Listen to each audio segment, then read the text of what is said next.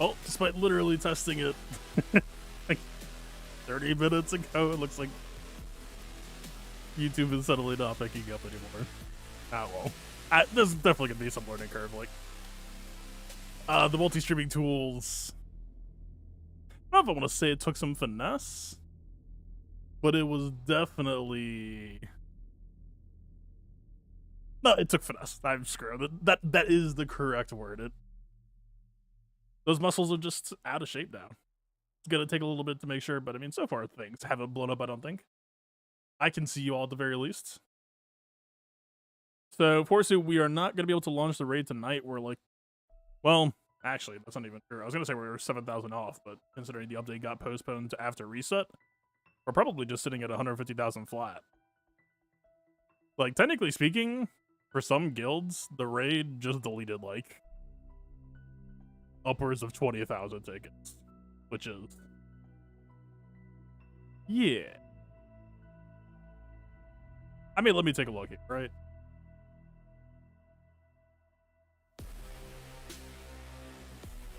YouTube is mad at me for an error that I have no idea what it means.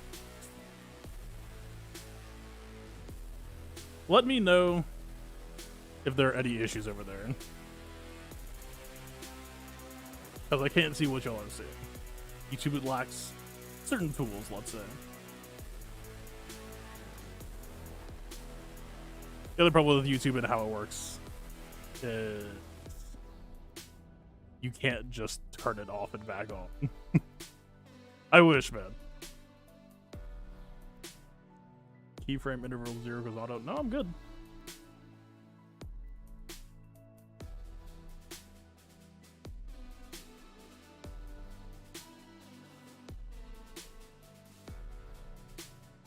Alright, I'm just gonna trust that things are currently not on fire yet.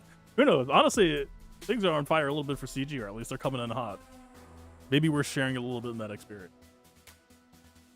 But anyway. Hello. We're back. Let's see. Also, I'm hoping that the stream doesn't get taken down. It works on Twitch. YouTube is probably going to be cranky. But we'll see. Hopefully, at least as long as it's not. But danger seems to be probably. Anyway. Yeah, to answer your question. That's, well, crates all I have. Cap. So we're just chilling at cap. So we'll be able to launch a reset tomorrow, which will be, I think it's exactly this time tomorrow. A piece of me kind of hopes that they do a make good for the missing tickets. It doesn't really matter though. I mean, if you're working in increments of 30k. Resets. Okay. So 23 hours from now, we'll be in. We might be one of the first. I don't know that for sure. Right, so when Crate came out, there was the whole thing where everyone waited a day for the better rewards. But I think a few of the top guilds might have just launched it anyway because we were in a pretty good spot already. But yeah, other than that, we will be in the raid this time tomorrow. Look forward to that. Enough of this stuff. Anyway, so for those of you who aren't aware of the current situation, CG is coming in hot on the update. They are still communicating that it's expected to come out today. I was kind of trying to sync my stream time around their time, but I figured this should be a fairly safe time to start. I assume there isn't a whole lot of runway left for them to delay if it's happening today. YouTube, how are things animating on your side? Have you seen some moving pictures? I don't know what the error on YouTube is complaining about, so I'm hoping we're kind of just okay.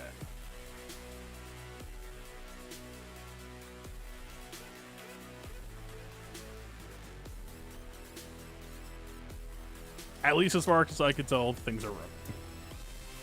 Looks fine. Okay. So, there's only so much we can talk about right now, but there's still plenty we can talk about right now. That's just kind of the nature of how this week has been going, right? So, we've got set 12, and we do have IG12 kit. And honestly, for how IG12 kit reads, the stats are... I'm not going to say they're not important, but they're less important than a lot of other characters. This is a purely utility character, right? So we don't have to worry about ratios. We don't have to wonder about offense or anything like that, crit chance. More so, I guess we just be curious about the bulk, speed, tenacity, potency, maybe armor. That's about it. So, but honestly, it's a very simple kit. I would like to play it. So, that's my take on that matter. But we'll talk about him in a little bit, because I do think there is, you know, despite as simple as this thing is, I think there is some interesting detail to talk about here. But probably first things first, let's just talk about set 12. 2 accuracy stats. Is this the first time that they split out physical and special accuracy? I don't recall. I mean, when dodge exists, it's not to say that accuracy can never matter, like, but usually you're just going to use it to shore up 2% dodge, right? But also just kind of the nature of this set as a whole, right? We don't really need to stress the stat slot too much. Like, I don't know if this is by design. It doesn't look like the number values have changed since yesterday. This might be the set where stats matter the least, and I'm kind of down. Yeah, Afra lives, right? We've got Afra back in the mix. We have... Yeah, Afra's back in the mix. We have the return of Scoundrel Basicron. There's actually like a lot of good stuff here, but this is almost like the opposite of set 11 in my mind. Set 11, like the list of stuff that was interesting or worth building, like grew out so rapidly. It was kind of shocking. It was, like, probably the most stuff that I've ever wanted to farm for a Datacron set. Here, it's like, we've got some clear winners, right? We've got some bangers. But that list, I'm going to say, falls off sharply. Like, I think there's a decent amount of extra crowns we can add to the list just to make sure that we'll have some stuff to transition to for certain teams when set 11 expires, because we don't know what 13 is going to look like. Well, what, 13? Probably going to have Mandalorians as one. Right, but that's not a team with a whole lot of crossover to other factions. Like, maybe it hits Lord Vader or whatever. But yeah, other than that, I mean, if set 13 isn't doing some crazy stuff, you know, set 9 ending was kind of a very interesting end to the age of Volcrons. Set 11 kind of picked up the mantle in its own way. You know, you got a fair amount of damage reduction flying around, good amount of defense.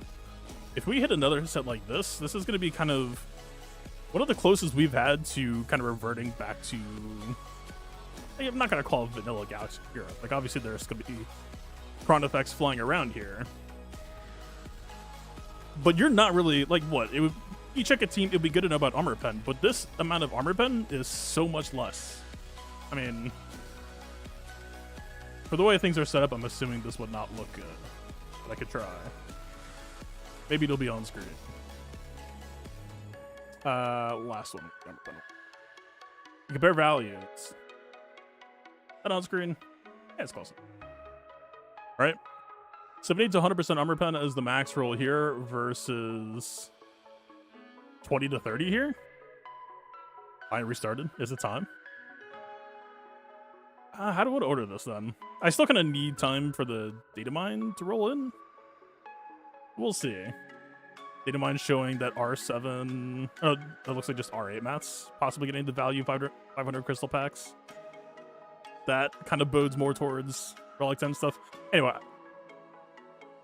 as soon as we get the raid info, we can address that, but for now, kind of have to wait for data mine stuff to happen, right? So we'll stay on target. Again, I don't think set 10 has, I don't think we're going to be here for long. The stuff that it has is good, but I don't think there's too much to question either. So, stat impacts. Pretty low. Crit chance. Some teams will need it. You think about like Qui-Gon lead. Anakin and Cam could both use crit chance help. Armor pen is probably just going to be the default stat that a lot of teams reach for. Also worth noting that it has resistance pen, because for the last few sets, I have seen some people trying to do stuff like run armor pen on your Fennec and a bounty hunter team. It's not defense pen that we've had in set 10. It's only armor pen. So we finally have resistance pen back in the mix. That's worth noting. But other than that, yeah, this is not really going to be a stat cron heavy set. Again, mostly if you're thinking along those lines, you're just looking for ways for teams to transition out of set 11 when that goes. And for the most part, best you're going to be able to do there is just like, I guess I'll farm some Resi pen, some armor pen. I guess that's the best I could do. Yeah. But other than that, yeah, we have a lot of returning effects this set. Some I am much more happier to see than others. We can just go through them real quick. I don't entirely remember the level 3s. Okay, you have the potency stacking here. This was kind of impactful for Gas. This was pretty impactful for Tuskens in some spots. Also very nice with the... Actually, did it work with Afra? I don't recall. But yeah, it's not niche. It's not necessarily something that every team will need, but it had uses before. We expect it to repeat some of those uses now. Stacking offense with 2 buffs that can be dispelled. Some people are pretty high on this effect. I think it's kind of eh. When you think through the actual, like, what it implies, having to, like, go around the horn 10 times with the character just to get something like 50% offense, I think is way less impactful than a lot of other stats that we've seen in the past. But I think when you compare it to a lot of the other effects, you're not going to be able to find much better. So this will probably end up being a very common level 3 for a lot of teams, as long as they can easily solve for this 2 buff effect. Which, let me tell you, as someone who went window shopping for how many teams, or at least like Rebel style squads, could use the Terminator train under 2 buff effects, you know, the opposite. It's very easy to buff yourself into disabling that effect, but that also means that you're enabling this effect. It's nothing crazy to write home about. Some people love it. I'm bit on it, but it's probably going to be the best that we have. Buff granting 3% health and protection regen. I am actually a little bit of a fan of this one for certain matchups. You can do some really funny things with effects like these if you know that your team is kind of secretly good at generating buffs that people wouldn't often think about.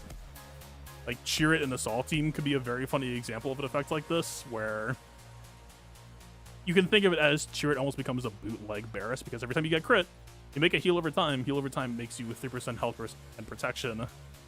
Right? I'm not going to say this effect is crazy, but don't write it off. Then this one, regen health when you critically hit an enemy. It's not bad. It's slight value add. Maybe matter in some spots. Maybe anti-plague tool, but for the most part, 2% health is not going to help you contest plague or any effect like that. It's not bad. Think of it as, I guess, slight health steal for characters who generally struggle on that. Like, if Rey got a Whirlwind off and she didn't have shock on her, and I guess this would allow Whirlwind to give her a little bit of health regen where normally she has 0%. Could be an example of value. But again, like, these level 3s, we're probably going to default to 5% offense stacking for a lot of people. Probably going to look at potency for a few people. Niche uses for this, and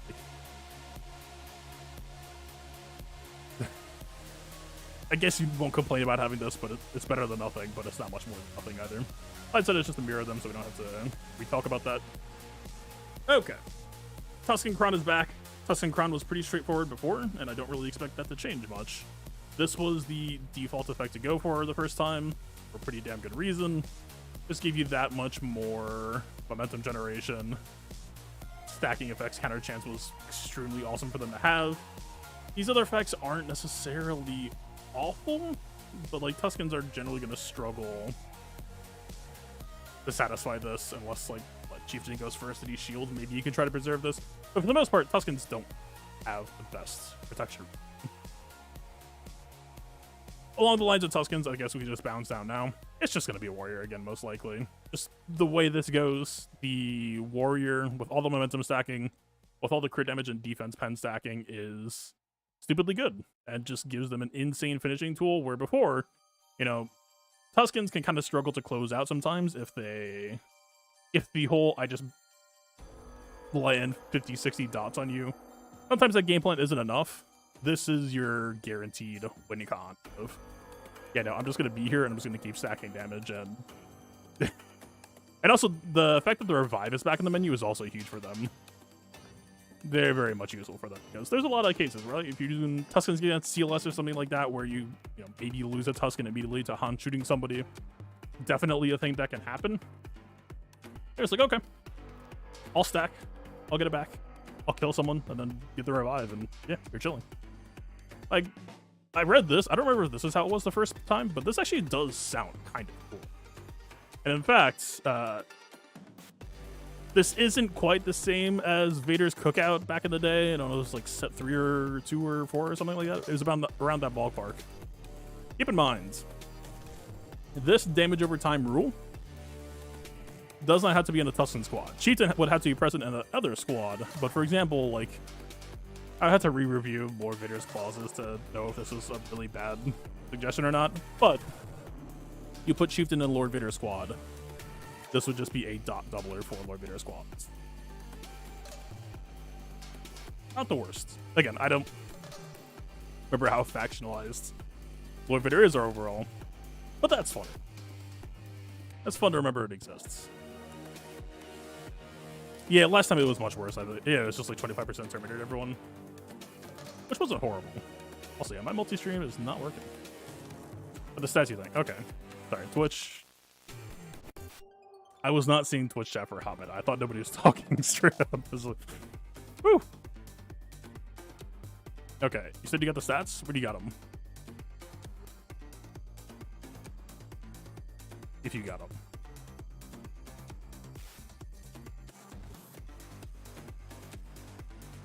Here, I'll just...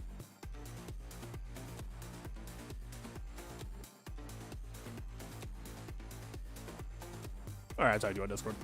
Anyway. Yeah, I assume this is just going to be the good level 6, the good level 9.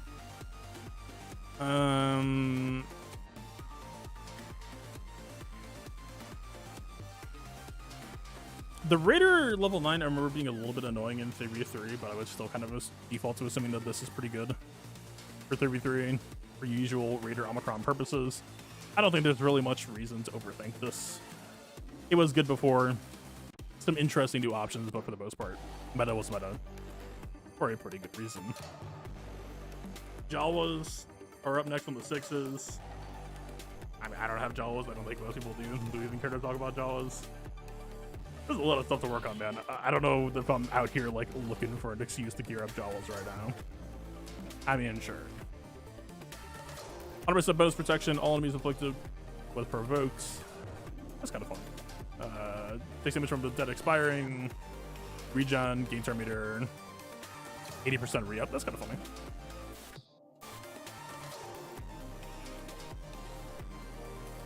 I mean, as cool as this is, the second effect where they get damage immunity below 50% health could be, in some cases, you know, for how Jawas work, where they kind of just want to stay alive and stall for long enough, this damage immunity is dispellable, and very often I think is kind of just a bad effect unless you're countering a very specific type of turn where, you know, let's say a character is getting hit by a bunch of exposes or at once or whatever, and it's a key moment where it's a key character you want to save.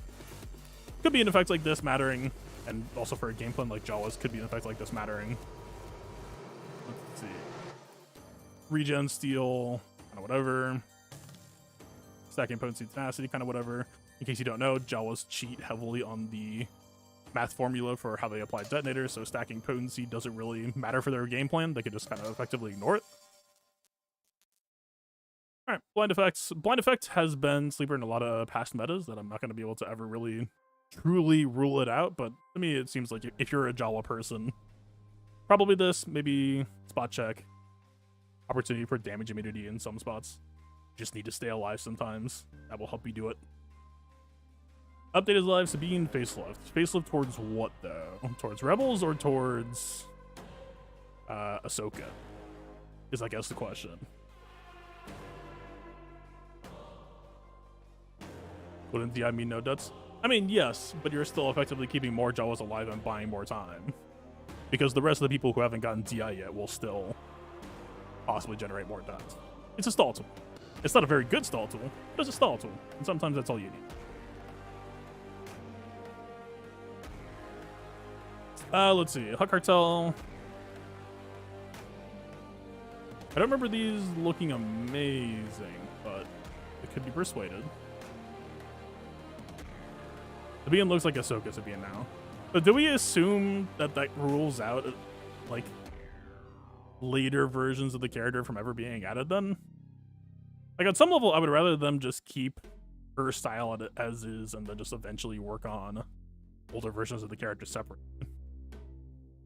That's just me. I mean, I guess it doesn't really rule out them making another character, but it certainly at least seems to hint away from it to me, personally. Oh, wow. I mean, whatever. I'm not necessarily out here saying that the old Sabine model was sacred, but the thumbnail was different.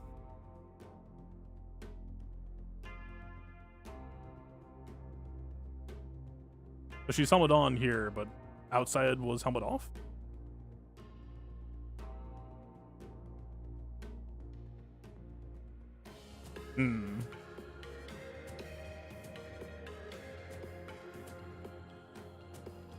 Not sure to make of that. Is it different in game? Ooh, the amount of update time right now. Maybe should have just let it cook. Huh? Just a bunch of marquees returning. Hut Cartel. Scout Trooper could be good for some. Oh, but that's just a marquee.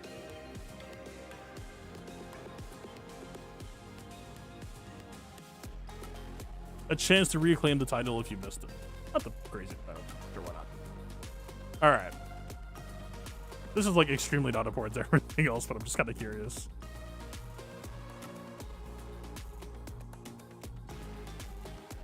Yeah, that's what I'm curious. It's like I want to go in game and see if it's helmeted or not. It would be odd to me to spend time working on a new face that's just never functionally visible outside of like if you squint really hard at this screen. Oh, we'll see. I'm still not sure if I want Rex or Kanan to be 5th slot. Technically, for the situations where you worry about slot ordering, I think Kanan 5th is actually technically very justifiable. Helmet on. Helmet on, but hover is still helmet off.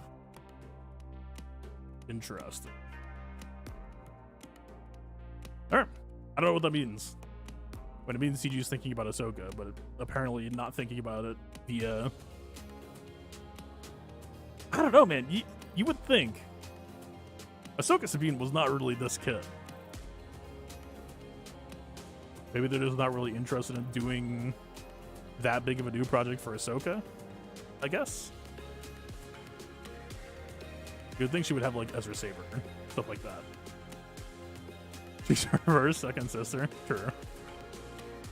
Alright, well, we can finish this real quick. Do we have data mines for the raid stuff? We have IG12 bulk. It's sounding solid. Data mine. Data mine so far, we have the stack conversion we already knew, but I don't know that we have... Okay, we gotta let the data mine cook for it. We'll see how much we get. But... I'm hoping we get the player abilities, otherwise we're just going to have to figure stuff out on the fly tomorrow, and I'm not saying we can't do it, but it will limit the amount of prep that we can do today. It is the game. Oh, you're saying like we can just see it?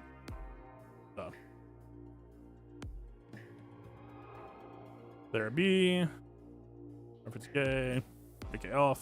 It looks normal. But like we can't... Yeah, like we see the faction bonuses, but can we actually see like player kits? I still kind of doubt we can.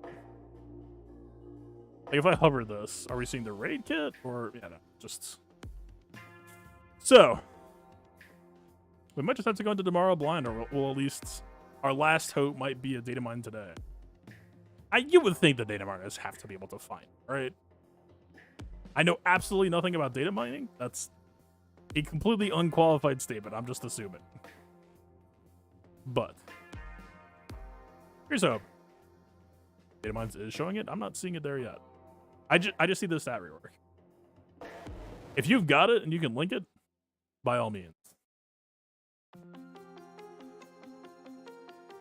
Did she lose some height too? I don't know if she did or if it was just like maybe they kind of changed how it looked for the helmet, adding extra height, so they kind of like shortened her down in response. All right, let's, like, we're already almost done with sets up, or set 12, so while I'm waiting on the abilities to roll in, wrap this up real quick. Okay, Hot Cartels. Enemies damage at start of turn, allies gain 2% turn meter. I mean, I would imagine that mostly just applies to deaths. I guess Gamguard, I think he still has damage over time in his kit.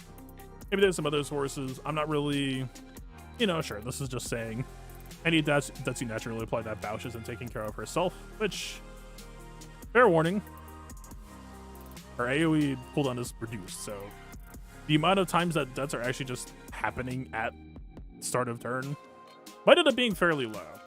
But at the very least, there's some value to gain here. I mean, this seems like the synergy value add. I already see the 50% health in DI with Health Steal. We're just seeing that a lot lately. I tend to land very whatever on this ability. I'm not... It's okay, right? But like, what? So like, let's say we're talking about Inez versus Jabba. You'll get Plague down to 50%. I guess you'll have DI with Health Steal up. Inez has Asajj Dispel. But like, you know, let's say Asajj is the person that they lose. And so they're kind of using her for the extra play for the Terminator train.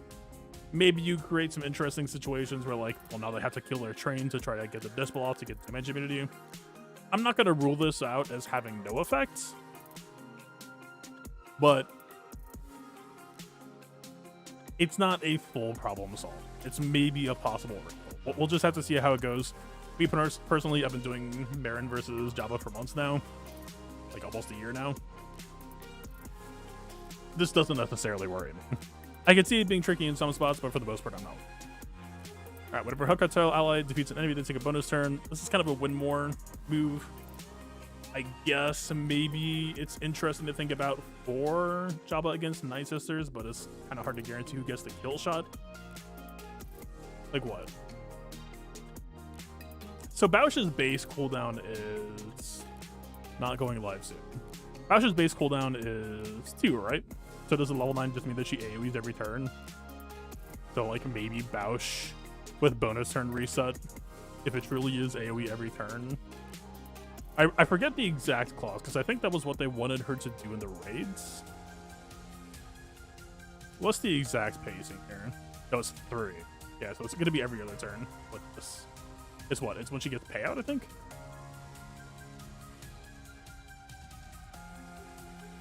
Yeah, so once you get the contract, like, Night Sisters can usually kind of clean up before contract happens, so... But once you get contract with a level 9, she is just going to AoE every turn. That you, like, maybe Bausch doing AoE, kill reset, AoE, kill reset, AoE, kill reset could be something... not the most realistic thing I've thought of, but it's kind of interesting. I don't know.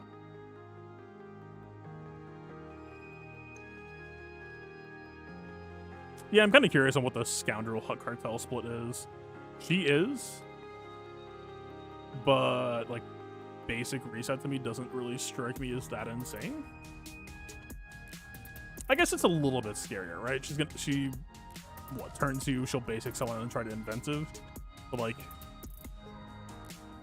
again, we're not really talking about something that like immediately warps like Night Sister versus Jabba, right? This is something that like maybe puts some pressure on, and that is less of a head turner to me than like, oh, Night Sisters just can't beat Jabba this season. No, we're not seeing anything so far on that level. Jump down one line. Hold on, Scoundrel basic.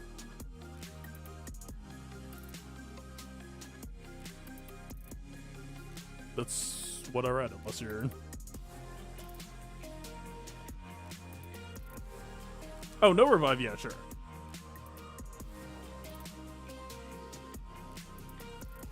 Maybe. I do wonder, though, if she will get credit for the detonators exploding, if the detonators kill someone, or if it has to be Bausch's base damage.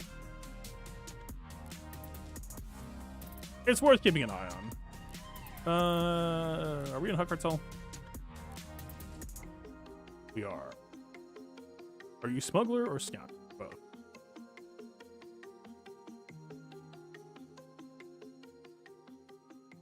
We know Boba. Yeah, all right. You really meant what you said about go down the next line. Okay. Yeah, I mean, that's probably Jabba's best chance to try to defend. It's mostly just going to come down to... I mean, we can test this when the set comes out. Is the set out, by the way? We're not going to have mats, and I'm not wailing. Okay. But this is the earliest we've ever got a new set, right? Like, isn't it technically just going to be in the Kron store from now on?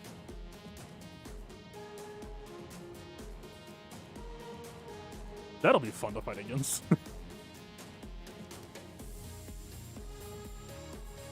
Background that gives permanent counter chance to a chosen team. It would really depend. I mean, we've seen pawn effects like that in the past. Yeah, we'll have 1 week of 3 sets active, but only really for the people who go crazy on Datacron spending, so roughly the top 60 to top 24.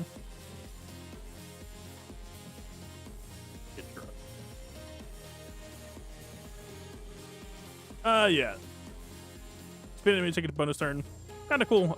Probably not, especially for skipping ahead a little bit here. But yeah.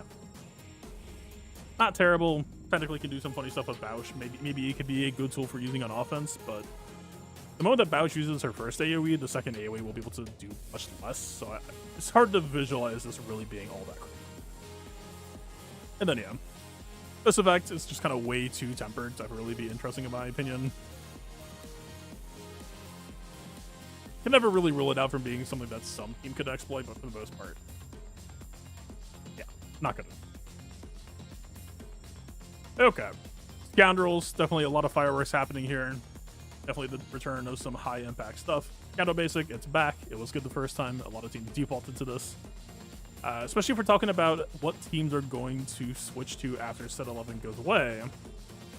Let's just put the Scoundrel list real quick, because the thing that occurred to me is kind of if you think about it the way Cal, Jedi Cal works with his moveset as well. Is like, technically speaking, you know, if Kat uses Xian, and that Xian calls her to assist, you could do a sequence like, you know, JMK reset Kat uses nuke on someone, Kat second turn, she uses Xian.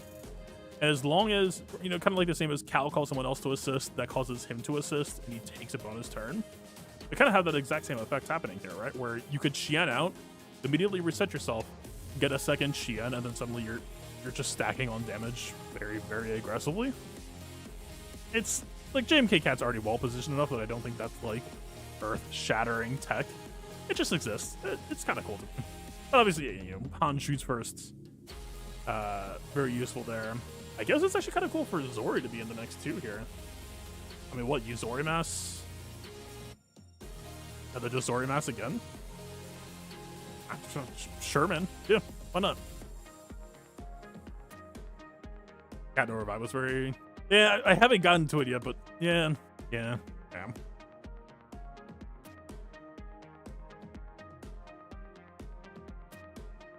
I mean, yeah, Cat No Revive would immediately shut down Reva too. Ah, fuck, man. Maybe I'm almost glad that this was last.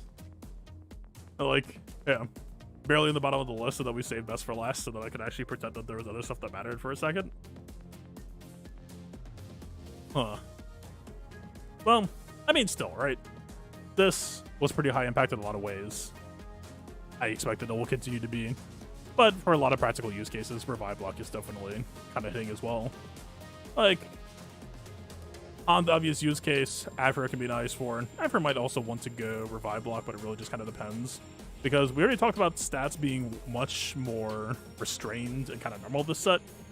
Afra's last set had defensive protection in it, so posting her on defense, you had way more tools to attack against teams like CLS that we just don't have. You forgot about Reva? Yeah, no, like, Cat's gonna nuke Reva, and then that... See you later. It's... I mean, Reva's already kind of struggling right now, in some cases. Like, I was getting... My JMK got holds against Reva last week. With Plo Koon instead of GK. So... like, I'm not saying Inquisitors are weak by any means, but they're definitely getting teched against in some ways that they're probably not happy about. We'll put it that way. What else are we looking for here? Basic reset. Bam, I guess it's kind of funny. You can just opt into a second DI immediately. Dash. I mean, dash is basically so good that, like, you reset, but you're probably just going to do another dash basic. Very nice to have for there as well. I recall it being pretty funny for Mandalorian as well. You just opt into a second nuke, I believe. Right, you just do like Fennec lead or Aura lead or something. You unlock your first nuke. Second turn basic into second nuke. Yeah, has good reach there. Like, it hits so many teams that, like, again, this set, I almost want to call it polarized, right? It's going to hit some teams, or even a lot of teams, potentially pretty hard.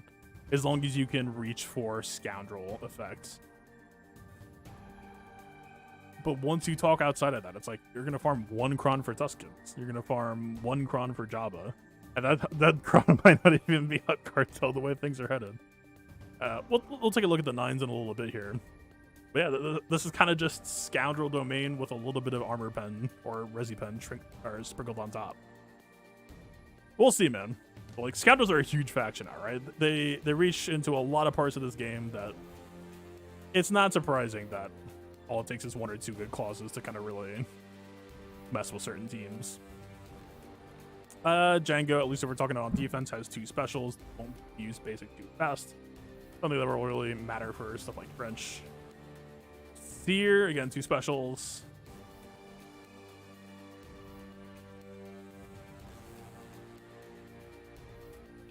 I guess Seer basic is actually kind of funny for accessing nuke, but this is like getting Seer nuke fast doesn't really matter, right? She kind of gets it once it's actually finally online. Like, you'll have it soon, but it's like if you could instantly Rex nuke, it's just you haven't cooked it at all to really care that much. Fennec actually doesn't sound too bad either, right? You shred, kick it, reset into shred, get another shred. That's some very, very good tempo. Feel pretty good on that. Chewy resets, whatever. Sorry, Chewy.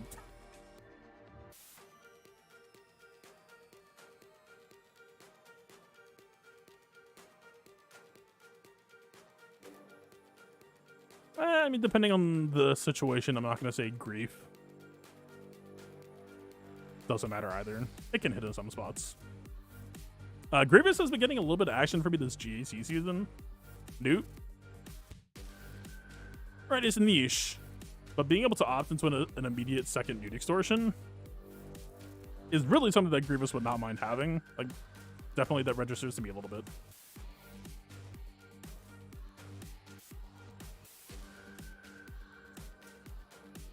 I mean, we see 000, but more so it's just a matter of BQ1, right?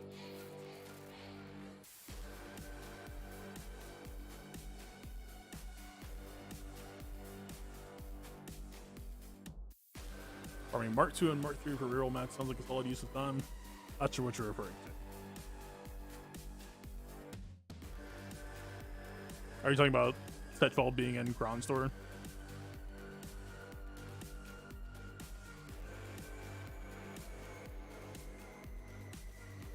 Yeah, I mean, there's some small stuff.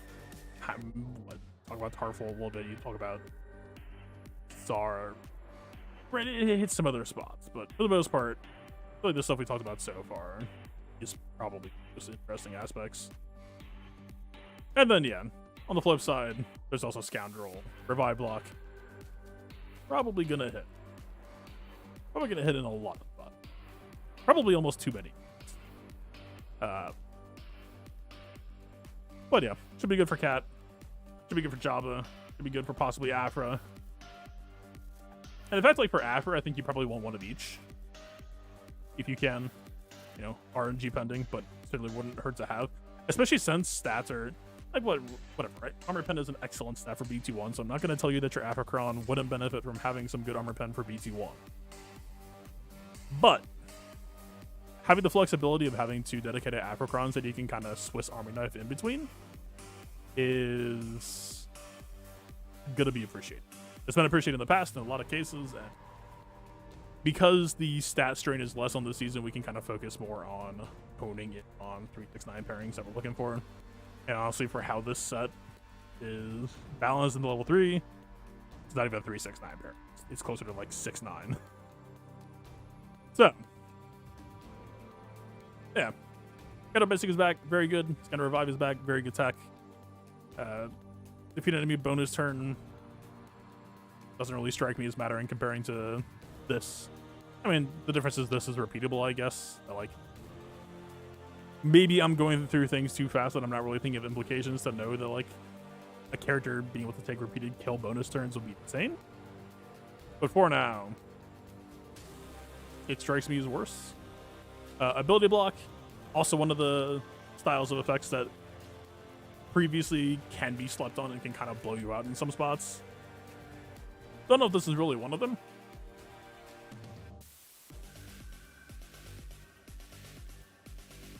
I mean, what you tend to think about this, especially hitting, you know, like if an SLK is trying to like clean up a Lord Vader or something like that. Like, it's a really, really good tool for duelists to just be like, boom, go put all out. Right? Sith Eternal, Wampa, go fuck yourself. It doesn't really spring to mind as being better than a lot of the other offerings that we looked at. But considering how many times I think we as a general community have kind of underrated these effects in the past, I think they've at least earned some amount of respect that I don't think we should entirely rule them out. I just don't know if I'm going to be going for them immediately. It's just something to keep in mind.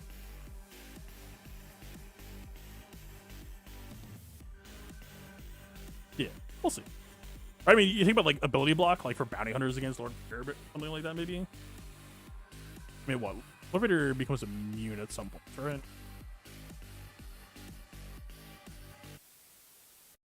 I think he's immune during ult. But also, you would have to keep in mind that he's immune to heal block, and I think he's immune. Not crazy. Whoever says.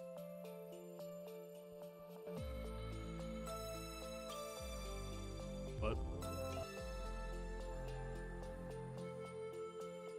I thought he was immune to ability block during ult, but it didn't come up in control off.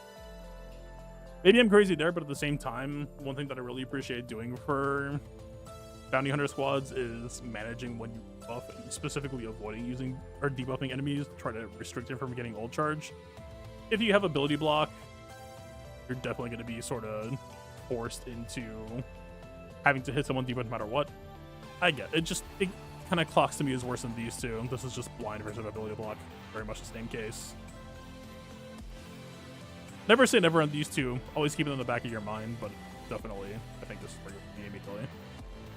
All right, quick through the nines. By the way, do we have any data mining? Still not seeing abilities. Anyone know?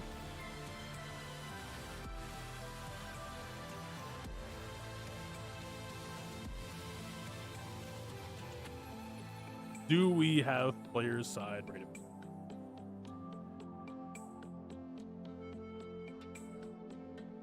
Alright, let's finish this up again. I'll look at the responses in a little bit.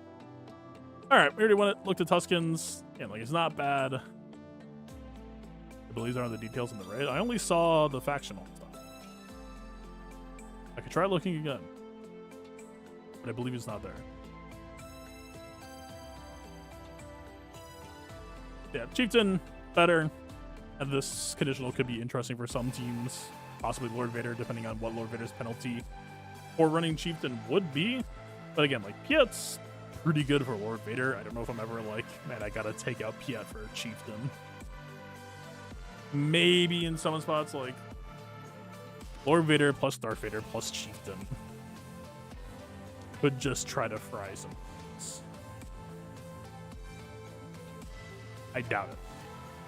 That's a very hopeful strategy. But, I don't know. It's interesting that it exists. Right? When they did the Darth Vader level 9 that, like, tripled or quadrupled dot damage, I was able to get some fun out of it. So. Again, kind of back of your head, but Warrior definitely the one to go through so far. I don't really care to even look at these. Stun bonus turn. We've seen bonus turn has some powerful effects in the past. Still don't think it's as good as Warrior for the matchups that they're good against. Yeah. Jawas, Foresight, start of each enemy's turn. I guess that's kind of funny.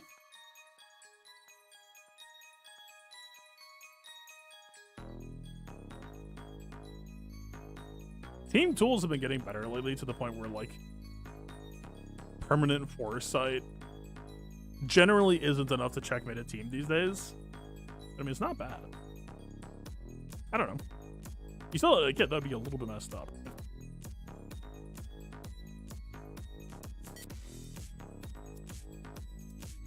Alright, good to know. We'll have that to look forward to here in a second. Oh, Scavenger, you would imagine would be the good one? Always creates a Fable. Eh. First time defeated, they revive. Pretty good. Gain stealth, pretty good. Kill plus revive, also just generally kind of being a cleanse, meaning that they're guaranteed that stealth.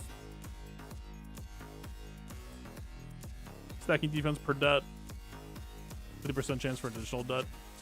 Yeah, definitely one of the better abilities, and anything else compete. Turn meter when other allies use a special. Not terrible, not amazing. 5% more damage per relic amp level, not relevant to Java game plan. Assist dealing 50% more damage? You exist to matter. Can I type? Question number 2. Okay, so assist apply 1 extra det, but more so you're just generating debts via passive generation rather than like worrying about assisting. I don't think it's worth thinking about that way. I think we just, yeah. If you're a Java owner, probably just slamming Java Scavenger level 9.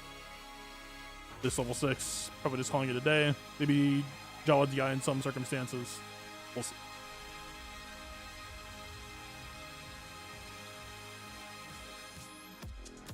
Alright, reduce skill and muscle in. I don't remember Gam's kit, and for pretty good reason. Character kind of sucked. I'm not expecting this to really change much. Okay, so he can taunt. God, it's not even every turn.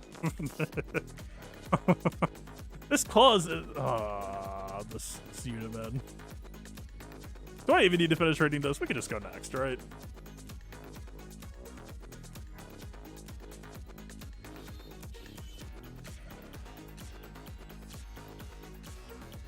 Okay, the stuff I just skimmed over real quick here isn't bad, but like, yeah. Probably not. Alright, Bausch. Yep, event to reduce by 1. Double up on debts.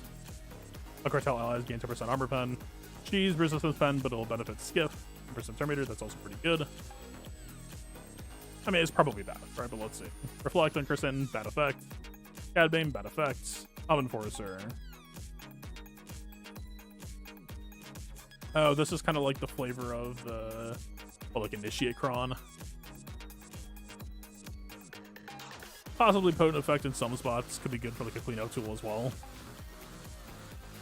You just spam auto basic on someone and chain lock here on them or something. Can't necessarily write this off, but not really. Like, I don't think you're gonna slot this into a Java team.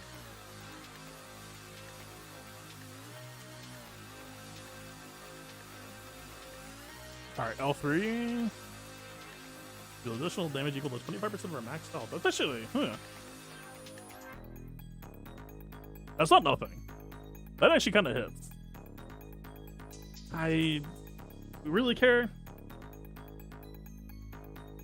There are a lot of fights that I've been in where I almost kind of hated using L3 because of how often she counterattacked and how ineffectual her counterattacks were.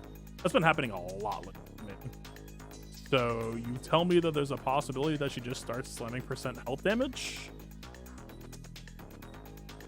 I can't tell you that this is a bad effect. Like, this probably isn't like a top 5 or maybe even top 10 Cron this season. But I might try to grab one of these. L3 can hang, alright? L3 can very much just manage herself. This might just be able to solo some teams, especially in 3v3. Like, you give her Kiralee to give her protection rage on. She's just always auto-cleansing herself. And I believe she stacks health too.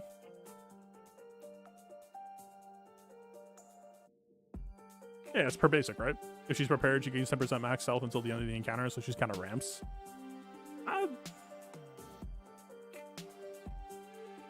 I'm going to keep my expectations slightly in check, but there's some real potential here. Don't write this one off just yet. Alright. Kara, I think this just kind of doubles up the effect of Sana, right? I mean, maybe you can make Sana a little bit more effective, that like Kara using an AoE could become like a genuinely scary button. I mean, it's what? 50% health damage, right?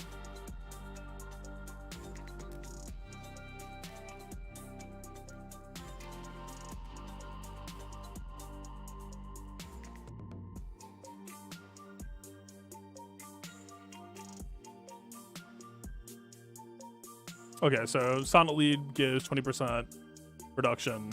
Set 12 adds 25% on top, so 45% for removal opportunity.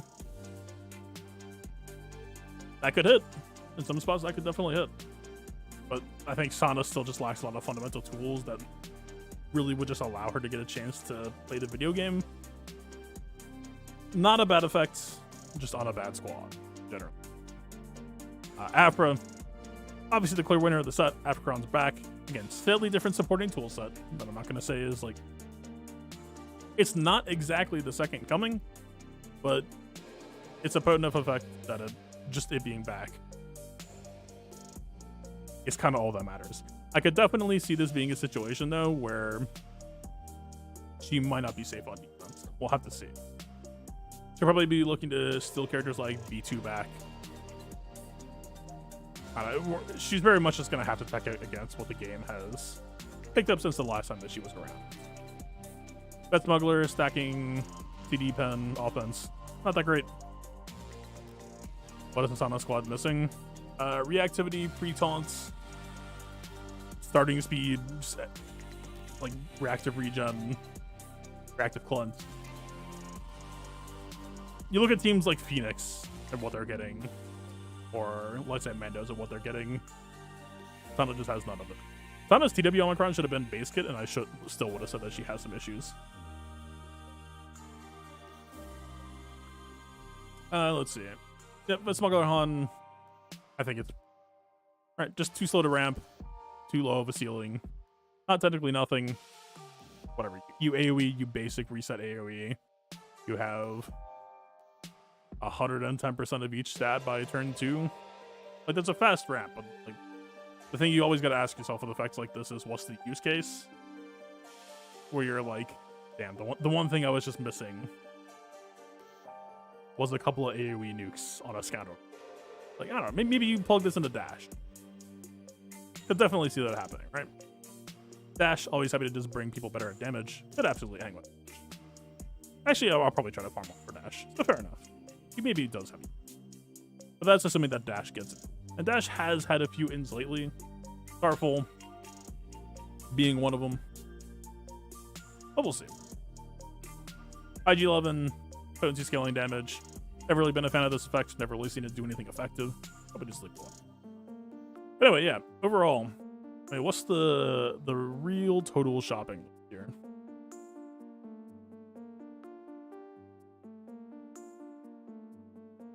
Scoundrel Revive block for sure.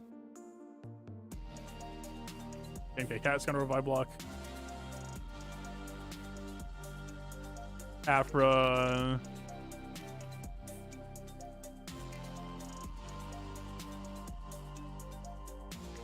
Tuscan Kron for sure.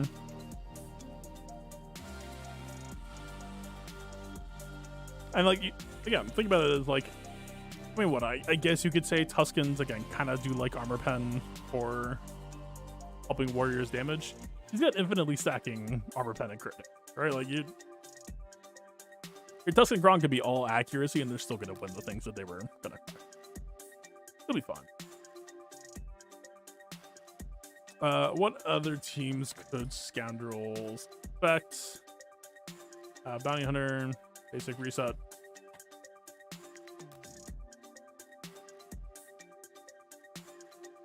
Where are these extra numbers coming from? L3 stacking is not a priority, but it exists on the list somewhere. Binary basic reset, maybe CLS basic reset. What else is on the list? Oh, Zori.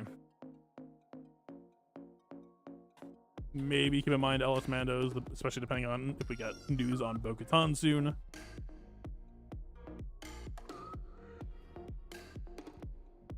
Let's see. Dash, we can try.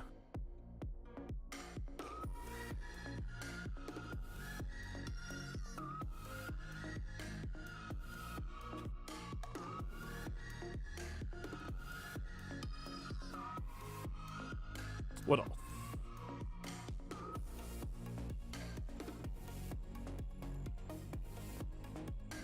Does Seer care?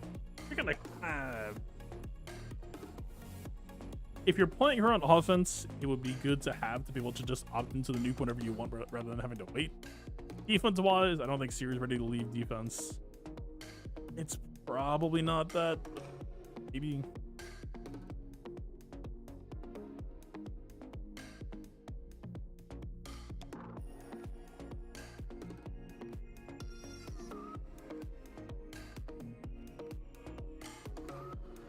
I'll write it down, whatever. Just have it in mind.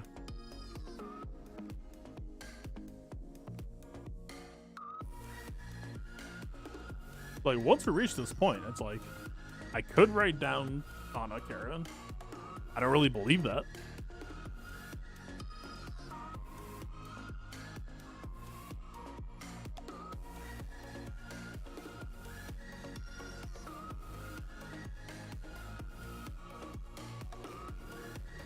Sure.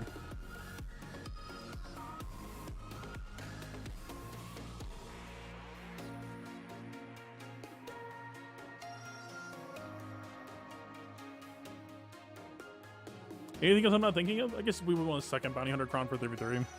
Or boss dad bod shenanigans.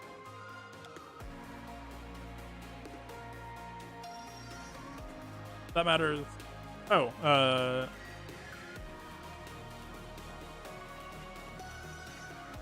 yeah, GG Newt. None of this really hits like Gideon incoming, doesn't register.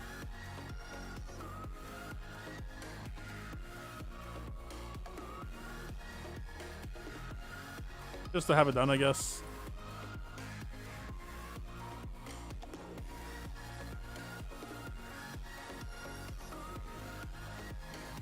Sure. I doubt it, but sure.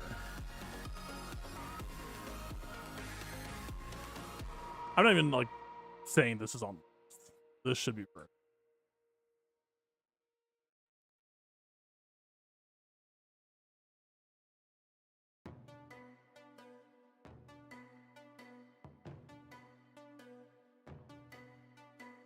I mean, that's kind of it, right? What else is left?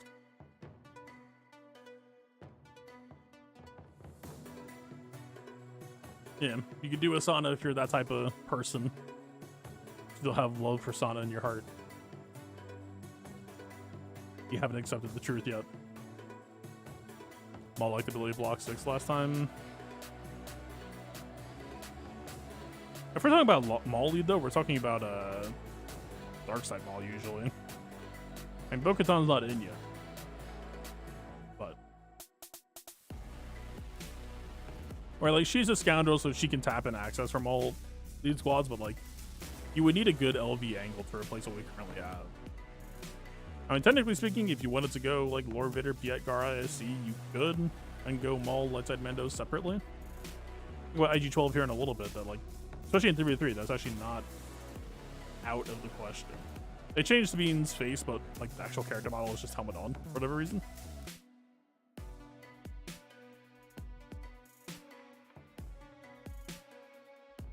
I don't know. You would have thought that Sabine Ezra would get like new generation model. Like, there's no way that they would do this for Ezra, right? Literal kid to adult transition. I don't know. Who the hell knows?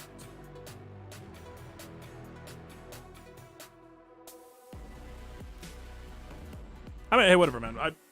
There's a decent chance that I'm going to want to do IG12 testing tomorrow. Because I don't know if it's going to hit 5v5 necessarily, but I think it could be very fun to 3v3.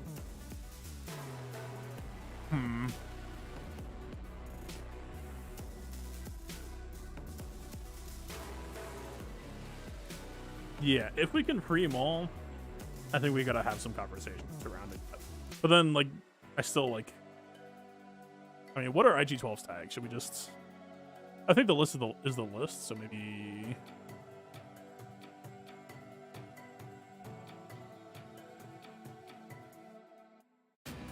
Yeah, he is not a Scoundrel, and I would assume Pause is not either.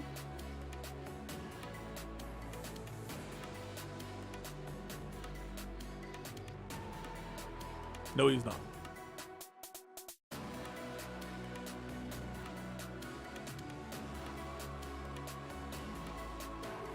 Alright, what should we do next? I'm more excited for IG12, but the raid is supposedly talkable. I feel like IG12 is going to be faster than we could just get it out of the way.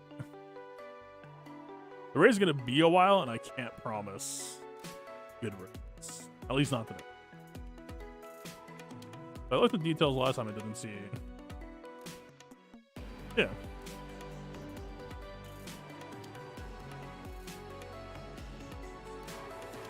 Oh.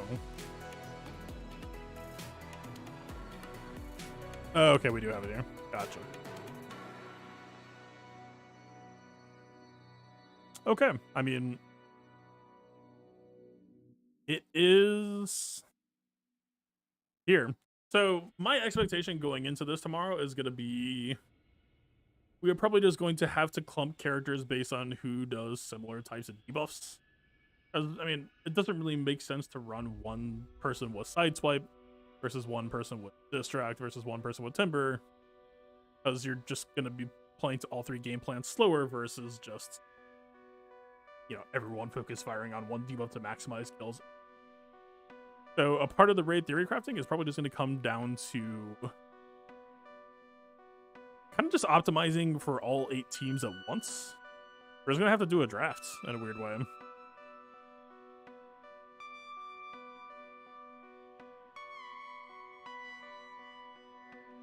So these are kind of the same.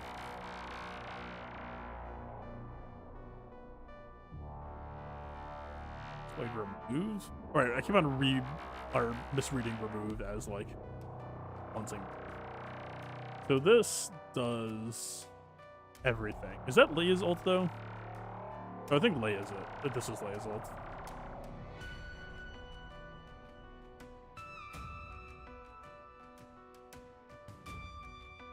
Okay, so Distract, Timber, Sideswipe here. Some people will have evasion. This has evasion and does all 3. This might be JKL's move.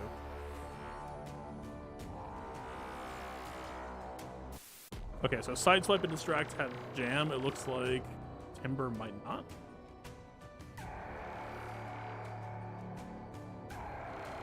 This has everything plus jam, but generally speaking... Okay. Leia's ult does Timber. This is gonna be so hard to do today, man. I know someone made the Matrix with all the abilities and like... We have that. Let's see.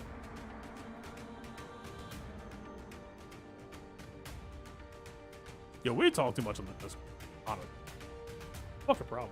I can't even find the Matrix from the last announcement. Was it in the data mine?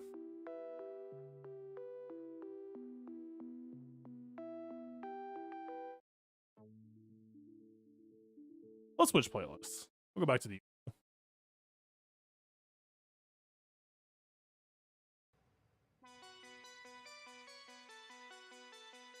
Does anybody have that Matrix of abilities handy? Struggling out here. I'm still scrolling up at max speed. I haven't got it.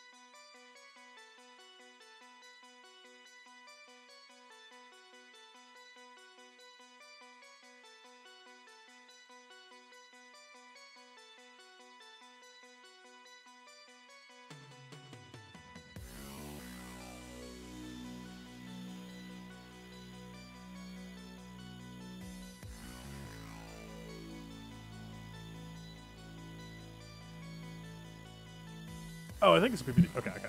I might have it.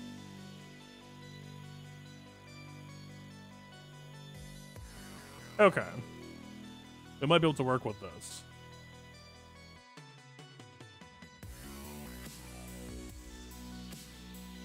Fingers crossed.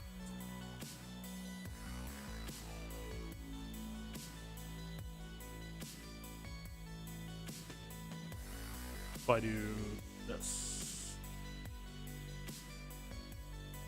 You can do worse. You can do better. I don't want to break things.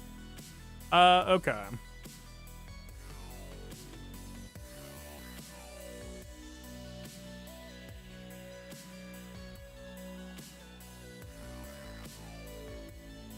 So, Blaster Cannon, I believe everybody has? I don't think it's on this Matrix. I think it's just everybody's basic attack. Get Alongside is damage plus Sideswipe. What else has Sideswipe? Open Fire. Who has Open Fire? Leia does. Nisa, Wicked, Lando. Interesting. I mean, definitely one of the more potent sounding abilities. I don't know. The one thing that's weird about this is, like, I don't know. Are some of these abilities going to remove, like, 4 stacks and others are going to remove 12? Because it's entirely possible we could, like, misrate some of these based on, like, you know, open fire sounds insane, but then maybe it's just, like, all of these other things are just doing, like, 4 stacks of these key, you know, damage or whatever. This reads as crazy, but that just happens to be, like, 1 of each or whatever, just, like, useless. But, I mean, so far, the characters that have this sound powerful. So maybe? Oh, Lando Witch isn't. So never mind.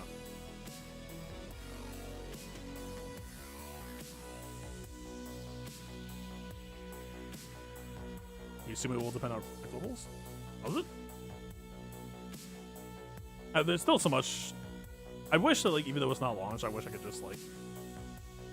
Oh. Hi. Yeah, but it's not changing functionality for us. It's just for them. Yeah, like the modeling stats. I was really hoping that we could work on the modeling stats today. I don't know that it's on the map. I mean, it's kind of okay. Like, we can see which characters are going to do which types of damage, and we can kind of pre-mod for it. I just don't know if it's going to be in the ballpark of what's actually like. Correct, because we already know that speed will actually transfer.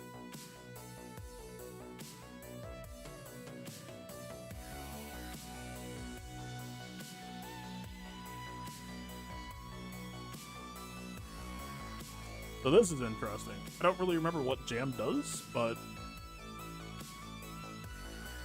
Sideswipe is self-jam. Distract is all jam.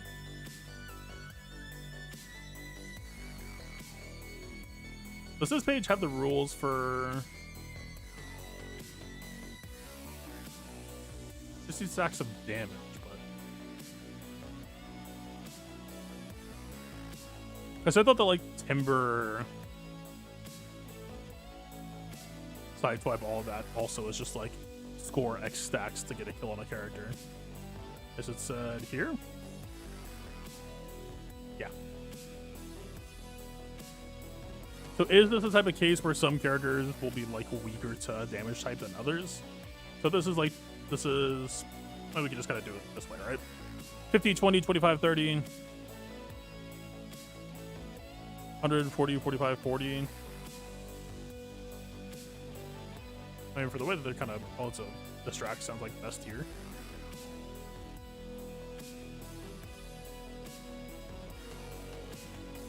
Definitely Sideswipe and Timber seem easier here. Okay, so kind of knowing who's weak to what also seems possibly relevant. Definitely weakest to Timber. Okay, so this isn't necessarily like some damage types better than the other, but again, we don't know how much we're applying. So, like, we read this in a vacuum, and it's like, oh, well, 50 damage versus 20 distract. 20 is a smaller number than 50, so surely that must be easy. For all we know, damage can be doing, like, triple, quadruple stack. I was really hoping the data mine would get us exact numbers. We're still kind of a little bit watching the details. Oh, they put out the update?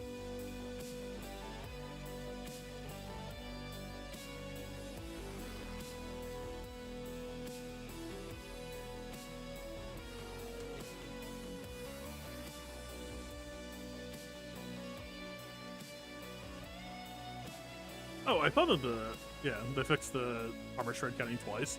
Dude, I was running the mission with Cal, and I was just spamming between dual stance and double stance. I got that armor shred way sooner than I expected. That doesn't seem right. But what do I know? I'm not arguing. Thank you for the feed.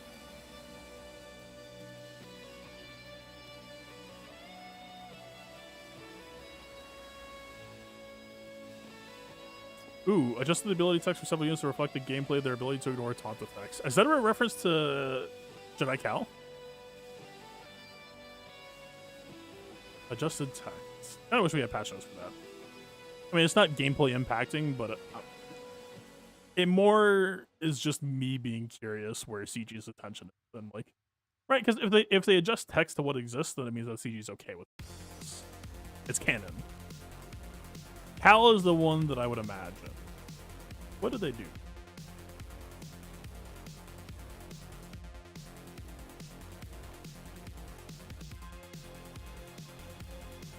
No.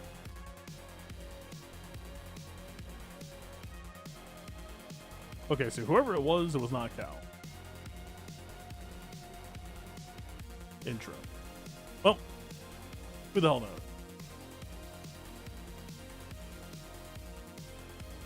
Anyway, that's pretty much all the update it has here. Nothing to really report home. It's still so weird to me that they delayed the last 2 characters for Bo until Pause is already farmable. I mean, I'm just impatient. Anyway, I kind of want to talk about IG12 first, and we'll do what we can for the raid, but it does very much feel like we're kind of flying blind here without being able to know how much of each we're doing. I mean, we can kind of do like an initial clustering of characters based on shared game plan, but like, it's just very hard to evaluate without knowing value. Profound thought. Karnak Omicron had a change?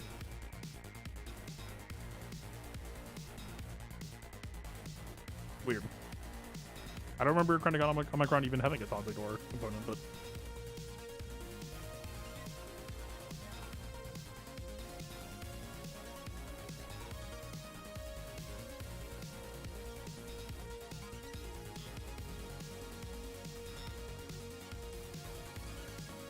yeah, like this says gain a stack of jam. This says all allies gain stacks.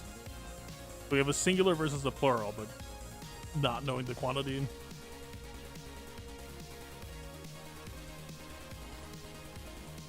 Yeah, I think we're still like the raid's in the game, and we still just don't know a lot of things about the raid. And so on some level, maybe we just won't know fully until tomorrow. So I think let's do the raid last. Let's go through IG12 real quick. I don't even think IG12's gonna take. Cool kit, simple kit. Decent chance I'll play him tomorrow. We'll do a test stream. Like test stream is maybe strong. We can play around with him. Most of my intent with him is for 33 for now, and then being excited for Bo whenever that actually hits. I think the use case for 33 could be real. Past that, we'll see. Anyway, let's go here for a second.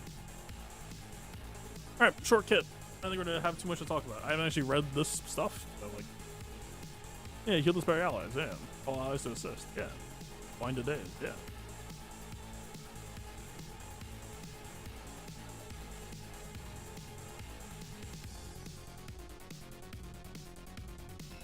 I still don't agree with this. They said Grendu? Grogu would be too small. I say fuck that. Adapt or die. If you're having problems with accuracy, practice. Anyway, like, never obviously I do this anyway, but you gotta hit your flicks, man. In a high skill cap ceiling like Galaxy Heroes, you just gotta hit your shots. If you're missing, put the practice in. Yeah, Los Mendo's, yeah. Healing based on health, yeah. His base health was already very good. Get this in here.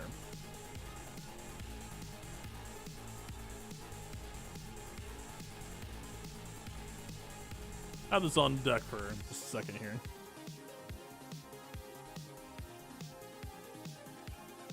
Yep. Fire for bow. Yep. Tomorrow. Yep. Wait. Oh, the negatives threw me off. Yeah, no, he has like an auto retreat. Which is fair. This kid doesn't really do that much on it, except for like, I guess, try to time out. But anyway, yeah. Pretty straightforward kit. Killing immunity on targeting me for 2 turns, can't be evaded or resisted. Happy to see can resist it as much as we can get here because most of these effects are pretty damn good. Worth noting, this will work on assists. Worth noting, Bo-Katan will almost guaranteed have the exact same effect as Maul Lead. So you'll be tapping into this healing immunity effect a lot. And it can't be resisted, so boom. Guaranteed value. Cool to see. I mean, we don't know how many turns Bo-Katan is going to be taking. Maul has a 6-7 consecutive turn backing mechanic.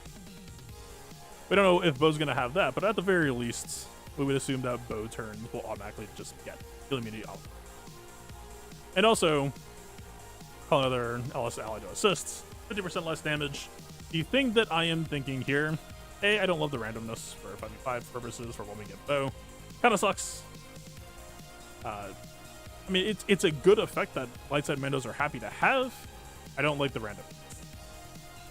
I would have preferred to see like tankiest, weakest, whatever. Highest turn meter, lowest turn meter. Anything conditional.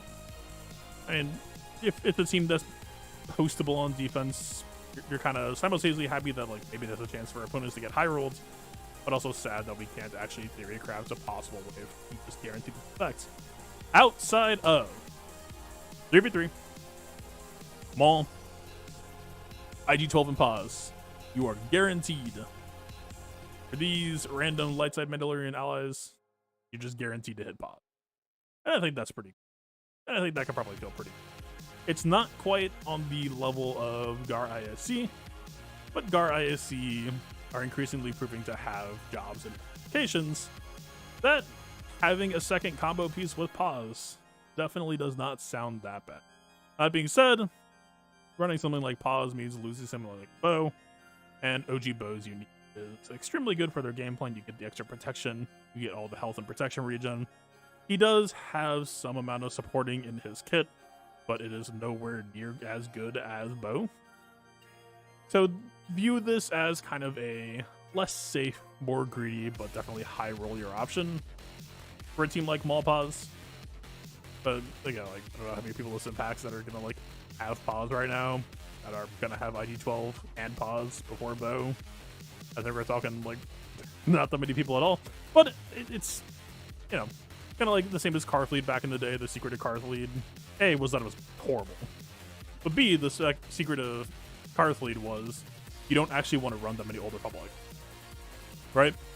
If you were running Karth in a 5v5 scenario, you did not want 5 Old Republic. You wanted Karth, Mission, Zalbar, because then you have a much higher chance of hitting you want to hit. And in this case, it being light side Mandalorian ally means we can roll out Maul, guaranteeing Pause, and such and so on. Also worth noting, light side Mandos, or I guess just call it Mandos that aren't GAR ISC, but that kind of does just increasingly mean light side Mandos in this case, for now. They don't have the same restriction that GAR ISC does. GAR ISC is an insane amount of power that is dark side Mandos or Empire only. Alright, if we're in a 5v5 scenario, you want like Maul, Pause, IG12, you can just run 2 plug and plays.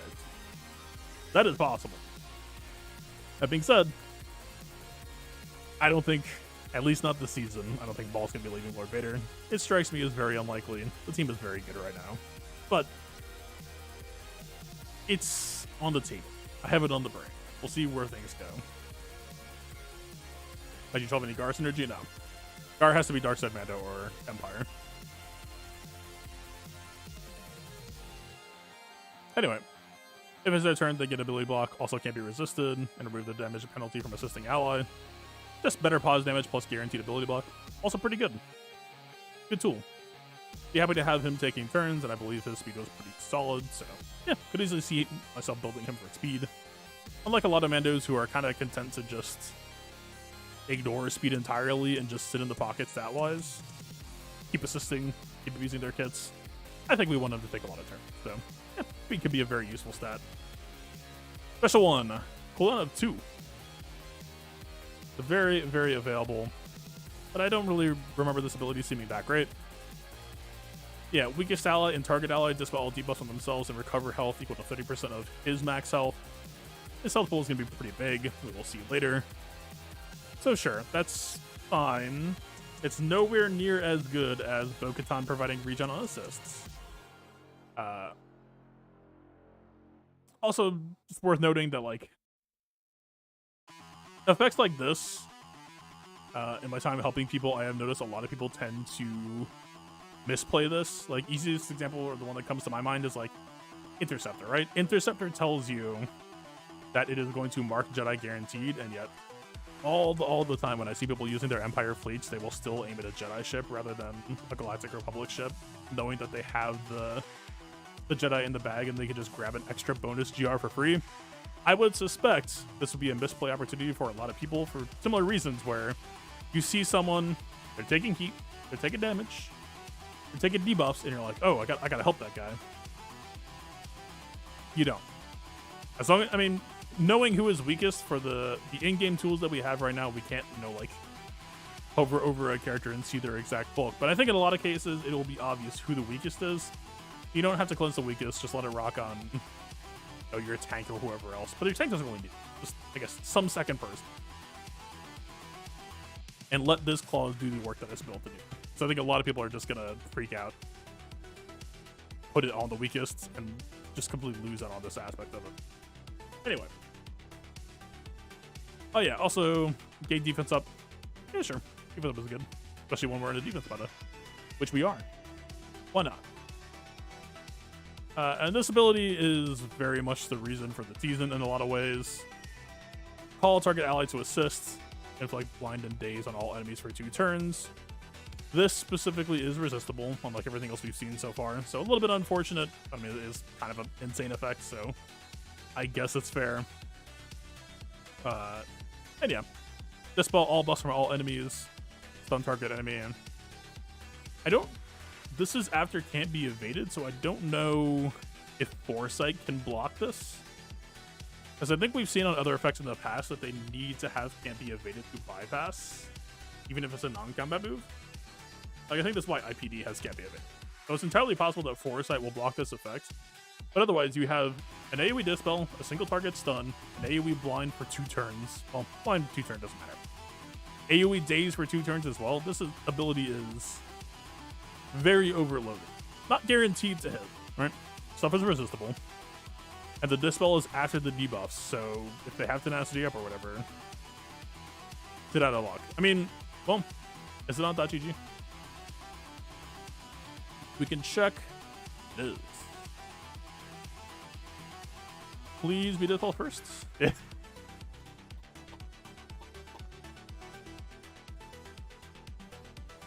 This is why you read the mechanics. Well, forget that last sentence. They dispel first and then they debuff. So, cool. The ability is now better than it reads as. Good stuff. Good ability.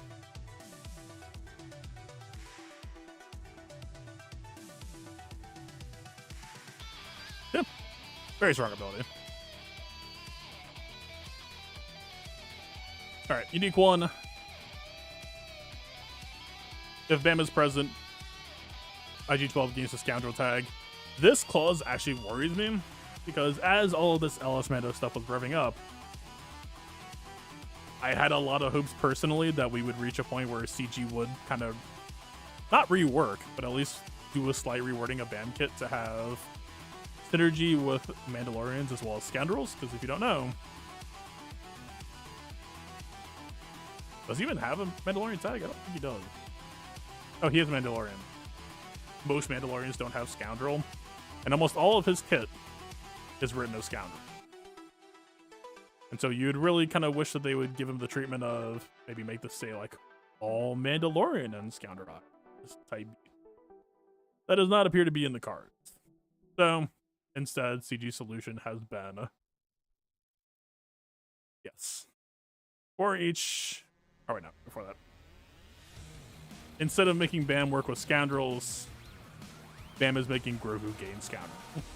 So, who knows? Maybe they'll go the opposite route of, like, if Bo-Katan Mandalore is present, all Mandalorian allies gain Scoundrel or something. Like, they could just continue this trend, I guess, is definitely possible. It's a bit of a shame. I kind of wish they would just kind of declunk BAM in general. But whatever. Alright, 100% counter chance. Again, pretty solid basic. You get the assist call, you get the heal block. Yeah, good value. The 100% counter chance. I mean, it's not quite the power level of like Gar ISC countering, but again, like a 3v3. He counters, that's just more pause moves. More pause moves generally makes pause pretty happy. So, yeah, just some solid synergy. For each LS Mando, he himself gains 20% max health, so we're not really. He does not slot in as an OG bow replacement. OG bow's unique is just extremely good, and losing it will always kind of suck. In a way that I don't think we really want to give it up, if at all possible. But anyway, yeah. So he's going to be stacking some good max health, and then if you look at his base stats at R9, that is a hell of a base health pool. Like, I mean, I don't know the exact count, but we're talking like top 10, maybe top 15 in the game for base health. I mean, this is at R9, but I believe he is not a tank. I believe he's a support. Healer. Fair enough. Same. So yeah, I mean, you talk about this character possibly having that base health pool doubled. And we also talk about the fact that this faction is very likely not going to have percent health resistance. This character is going to get absolutely rocked by any percent health effects. But hey, base bulk pretty good. I mean, protection ratio kind of can't even be a conversation, all right? The best you could do is just triage. The best you could do is add no extra health and add all the protection you possibly can, and then maybe he will just be a normal character instead of getting melted by percent health, but best luck on that front. But also, base speed pretty good, base tenacity, middle of the pack. I mean, I guess slightly higher, but 0.53 is not the 100% plus club that we've been seeing more and more characters enter lately, that they can just kind of cheat tenacity in for free without having to like full commit. 0.53, 53% tenacity base is still very much the component. So, yeah. But on the other hand, the base potency, very, very solid here. Like, not quite Dooku level, but very much like, you know, the character I think is going to want to mod some potency just to try to cash in on the value of this ability. Pretty damn good, and a 3-turn cooldown. We want to use this a lot. We want to take a solid amount of turns to cash in on this, so yeah. We want good odds of the ability doing what it's built to do. 50% chance, pending. Yeah, potency's good, tenacity could be better. Armor resistance slightly above average, health is insane, protection's fine. Speed is 171, I guess, is not nearly as special as it used to be, but it still sounds kind of high to me. It's fine. Right. Him having health steal is extremely funny. I mean, this doesn't do damage, right? Yeah, that's all just effects. But yeah, overall, I mean, if we know that we're putting him in spots where he doesn't have to worry about percent health, you could absolutely just go crazy on that, and we'll benefit a lot from that. But yeah, probably fast, probably more health-centric, probably try to sneak some potency, maybe in some spots. You know, because he has 100% counter chance, working around this tenacity is definitely possibly worthwhile.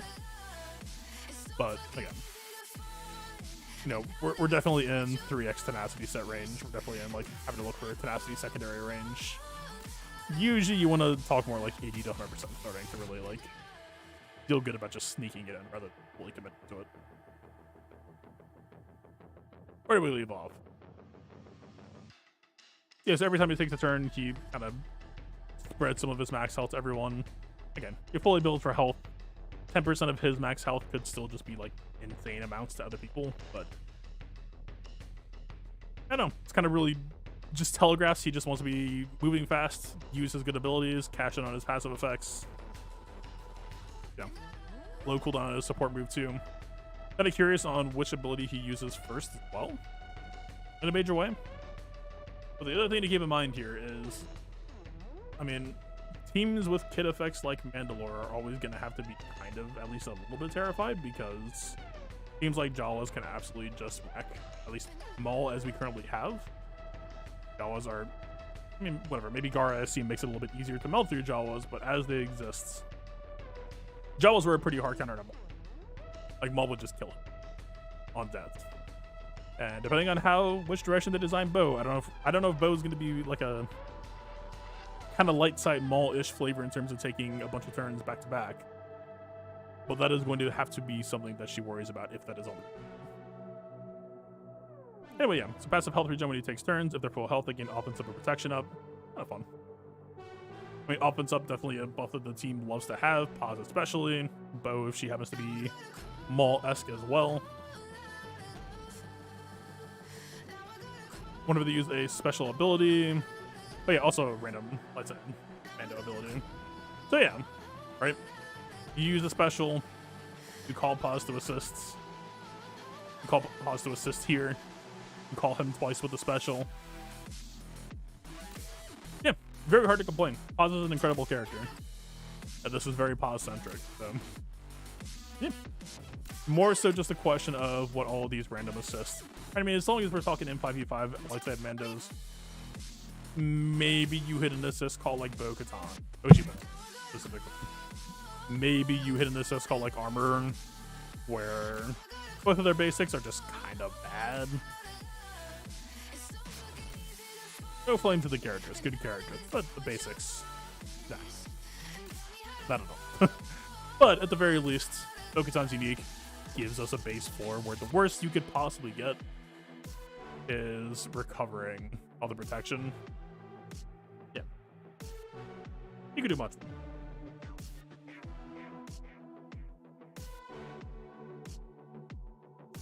Oh yeah, and then they have the conditional effects. Okay, pause, cooldown reduction. Assist twice. Wait. Oh, so this is 3 pauses then. I mean, again, it's still not quite in the realm of Gar ISC, but not bad. Not bad at all. We'll see. We can work with that. We can do some stuff. And yeah, cooldown reduction for pause. Not bad. You get more AoEs. The AoE's pretty dangerous. And yeah, retreats. The TW clause I remember as being kind of okay. It's kind of Bam-esque. Yeah, first time each loses protection. He takes a bonus turn and resets no. I mean, no. Again, insanely good move. AoE blind, AoE daze, AoE dispel first. Don't forget that it's first. Stun. Could possibly be a good reactive tool for something like TW defense. But the nature of TW and the fact that it hasn't been updated in 6 years. The TW board is small, and it is only getting smaller. I don't know if this necessarily is going to clock on TW. Or if it is, it'll be like seasonal at best if they like capitalize on it. It's not bad.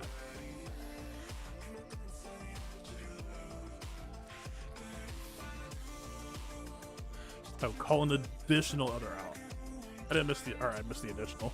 So what? I guess in 5v5 cases, it's a second chance of hitting a pause call if we're talking like Bo-Katan scenarios.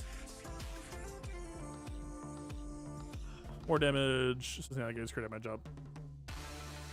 And this bit doesn't really matter too much. This bit is solid, but here's hoping that TW gets reworked soon to kind of solve a lot of its issues, so that I would like to be excited by TW. It's just a very old mode at this point with a lot of issues that are kind of burning people out in a lot of ways. We'll see. I think at least the challenge rancor probably at least demonstrated that CG knows that like people having to be together at consistent times or being on call is fatiguing. I would like to believe that if we ever get a TW update, it would be more flexible for people's schedules, because they've paid a lot of verbiage in other parts of the game as well. Like, they are aware that people try to have lives sometimes, and they try to work around. But anyway, yeah, very good kit overall. Stats are just pretty solid. And you show me a character with a ton of health and not, well, I mean, it's not even not that much protection. It's a fine amount of protection, but relatively. You show me a character with a high health to protection ratio, I'm gonna be at least a little bit concerned, but overall, very good kit. Makes me more excited to get Bo-Katan Mandalore. I'm gonna screw that up so many times. I'm excited for Bo-Katan Mandalore. I think the design direction that CG has been showing for Lightside Mando so far is very fun, and we don't even have, like, you would imagine that Bo-Katan Mandalore is going to be kind of the core piece to put everything in context, and, you know, we don't have that context so far, but the the pieces that she will slot into are very fun, very entertaining to play. Yeah, I'm hopeful, excited to see what happens. But anyway, interesting character. We'll see. Not committing to anything for sure, but pretty good chance that I will pick him up tomorrow. Test stream is a strong word for my expectations for him, but more so we'll be playing with the toy. And I might do a bunch of Theory 3 testing for him, because I think Theory 3 is where he will shine Prebo. We'll see. But anyway, has anything changed on the Datacron? Or not Datacron, Data Mine. Give me some credit. That was halfway there. See a bunch of anniversary Data Mine stuff.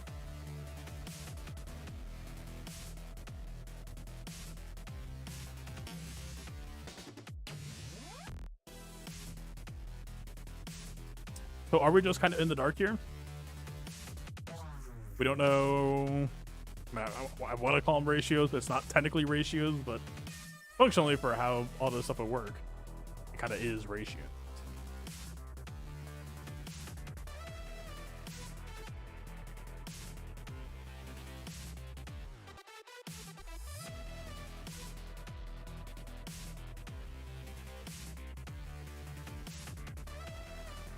I mean, it sucks to say, but like, I don't know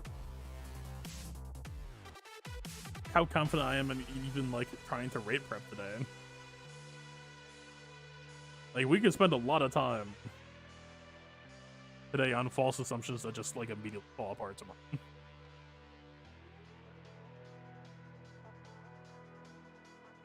I was really hoping we would have final kit texts in the data mine. Yeah, that too. Like, it's cool that we can at least start to see this, but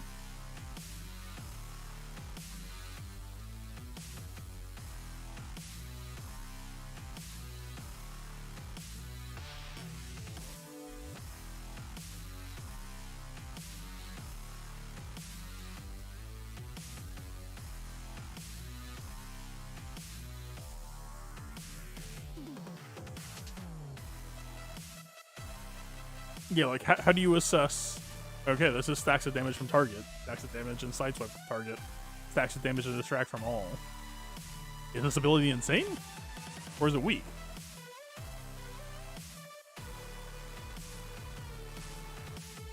Here's another distract ability that does all enemies.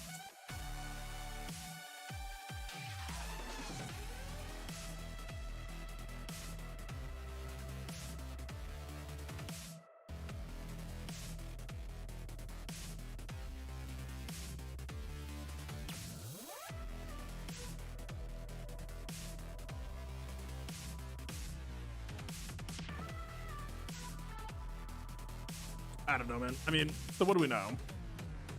Potency is good for distract characters. Does anything synergize with sideswipe? I forget. Physical accuracy? But we can't really do much for that beyond just like running accuracy error.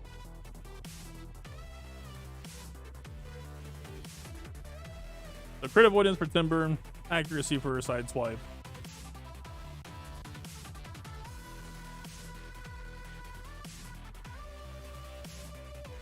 But problem number 2 becomes, because we don't know how much of each thing it is, like some of these characters might read as being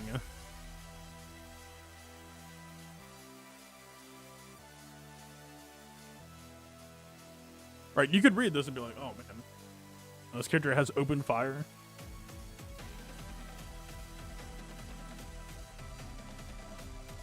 But I don't know what that means for,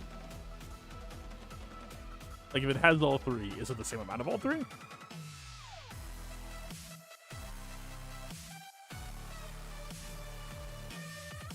I thought Leia had one ability that nobody else had. It's going down, right? I'm pretty sure, because it's not even on this.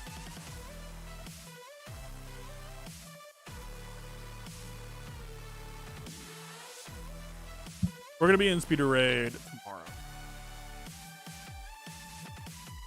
Basically, at ticket reset, this should be good to launch. At least that's what I saw discussed.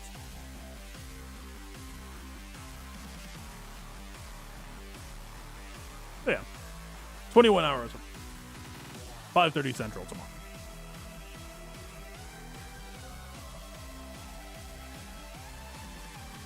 I mean, I could try to do a little bit of something.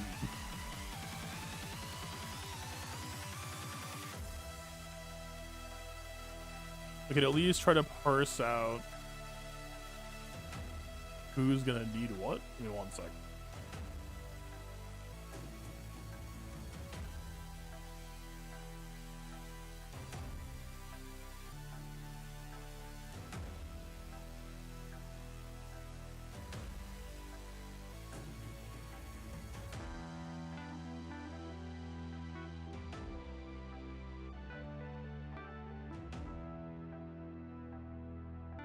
We could try this. We'll see how far this gets us.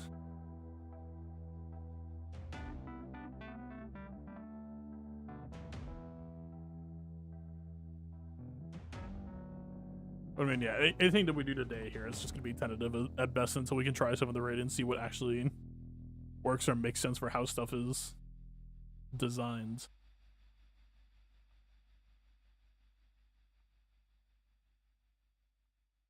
Alright, so Leia has open fire and get alongside, and it's going down. Leia does timber on at least 2 movies, sideswipe. Movies? Moves.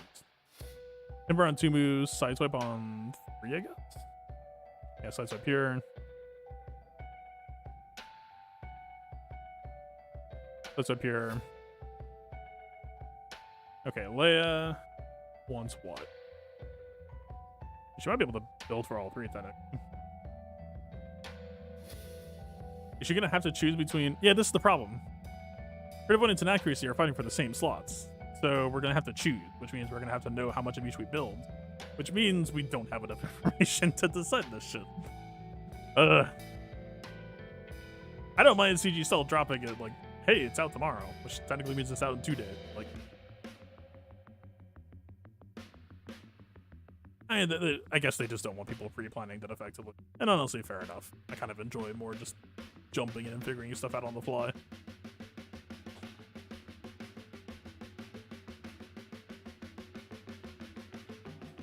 You want Sierra accuracy arrow.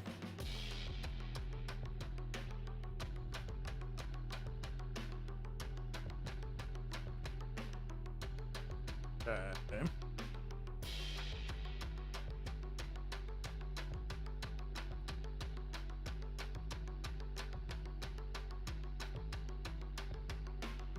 Potency cross, I guess? Potency is an acid.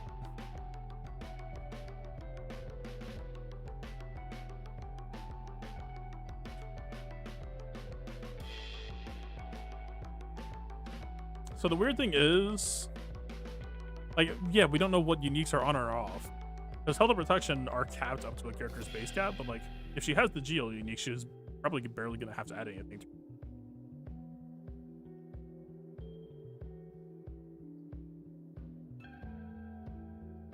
We don't know, right?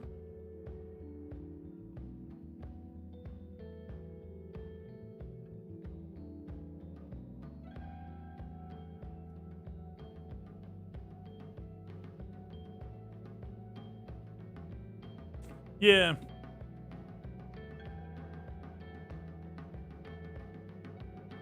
I might just leave this be until the raid tomorrow. The event is a mod puzzle, and right now we're trying just like multiple hypotheticals at once. That's it's not how this works, generally speaking.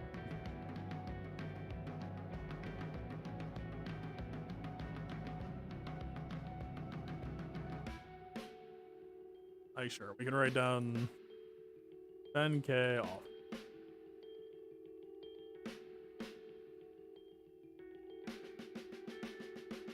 Very interesting to see them referring to armor in flat values here, considering that generally that is...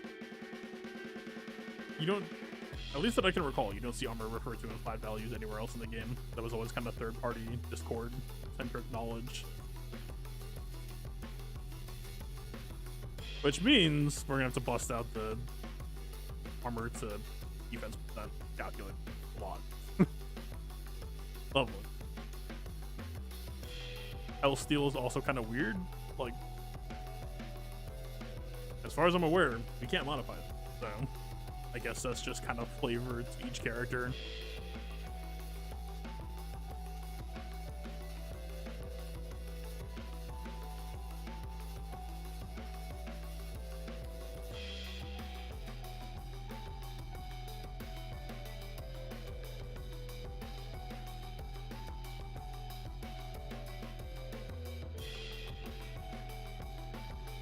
Yeah, tenacity capping at 100% is interesting. It means that you're not going to have to be too committal. Potency 80% also fairly easy to reach. This is just going to be a heyday for mods that didn't typically have useful values or useful use cases. All right, we're going to be talking like possibly wanting like triple crit chance at crit damage triangle. I mean, that's not too crazy. Lord of Hunger, no, they just didn't give us enough effects or enough text in the abilities. Like, there's no real way to theorycraft this in like any serious manner because we don't know how much of each. Right, these two abilities read as the exact same, but the difference could be massive. We just don't know how much damage, how much evasion, how much of each type of debuff. Weird spot to be in. We'll see. Maybe the data mine will be able to get them at some point.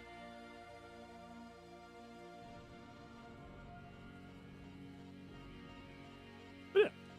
Otherwise, yeah, Hunger. I mean, the raid is going to be playable for my guild tomorrow, so it's not going to be that long of a wait.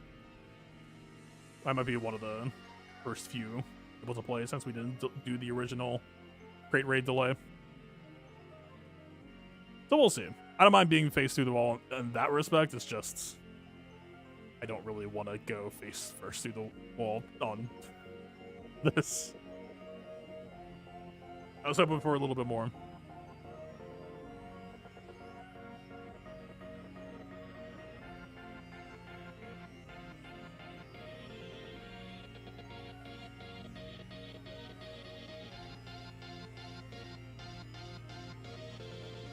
This is so weird to read. Like, thinking this through, I mean, that has to kind of imply that Leia's lead is kind of intact, right? That you're going to be... Because otherwise, there's no, like... What, a character with crit avoidance mastery has, like, 15, 18, 21% or something like that. You mod for crit avoidance arrow, you're talking, like, 50s, low 50s.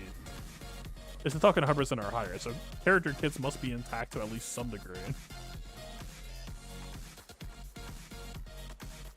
Weird. Weird thing.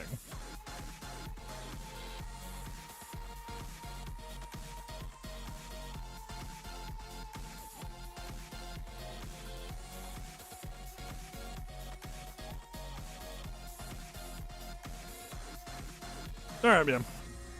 I'll temporarily throw in the towel until tomorrow, I think. I'm not going to drive myself crazy on this tonight. I'll save my energy for tomorrow. We'll see.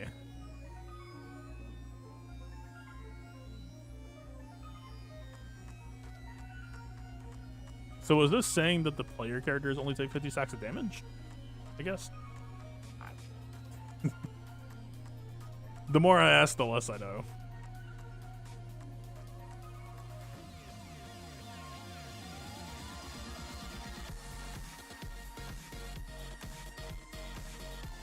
But alright.